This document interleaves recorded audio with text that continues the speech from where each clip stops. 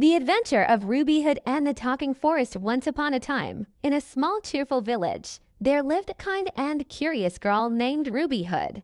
She was called Ruby because of the bright red hood her grandmother had sewn for her.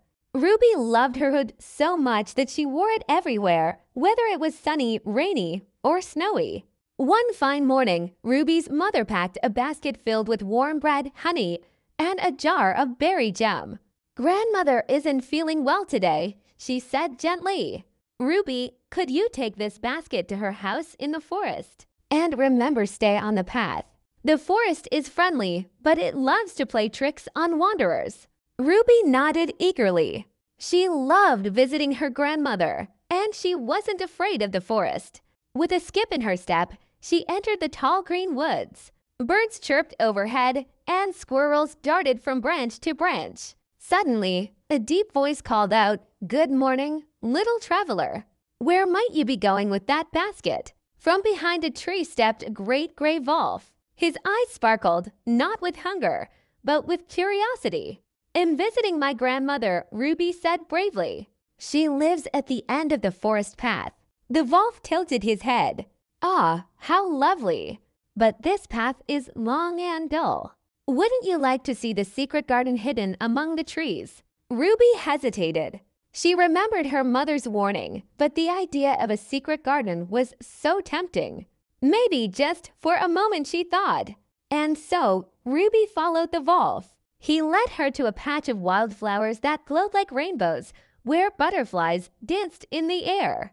Ruby gasped with delight, picking a few blossoms for her grandmother. But while Ruby was distracted, the wolf slipped away. He hurried along a shortcut he knew, reaching grandmother's house much faster than Ruby could. Now, this wolf was not a cruel creature. He liked jokes and tricks more than anything. So when grandmother opened the door, he whispered, "Let's play a game.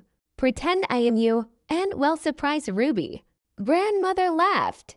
"You are a mischievous one.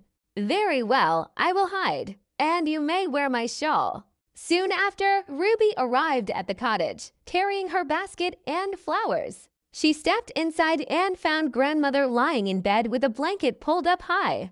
"Grandmother," Ruby said slowly, "what big ears you have." "All the better to hear your stories, my dear," answered the wolf. "And what big eyes you have." "All the better to see your beautiful flowers." Ruby squinted.